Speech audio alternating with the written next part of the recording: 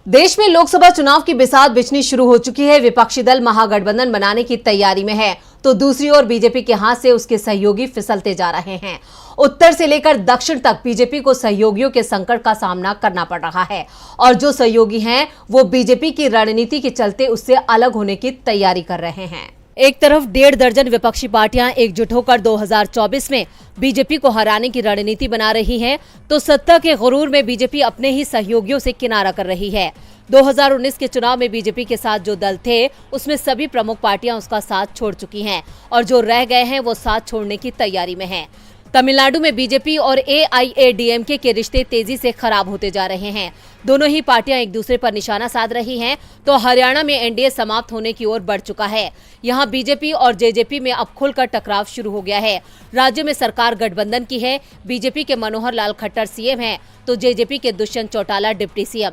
लेकिन ये तय हो गया है कि गठबंधन अब महीने 2 महीने भी नहीं चल पाएगा।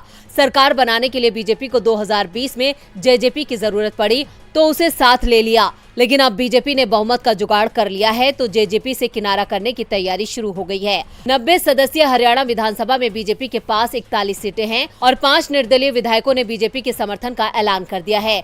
बीजेपी के राज्य प्रभारी बिप्लब देब निर्दलीय विधायकों के साथ बैठक कर रहे हैं। बीजेपी हाईकमान ने भी जेजेपी से गठबंधन तोड़ने के संकेत दे दिए हैं। बस इसका ऐलान होना बाकी है, यानी अब बीजेपी को जेजेपी की जरूरत नहीं है।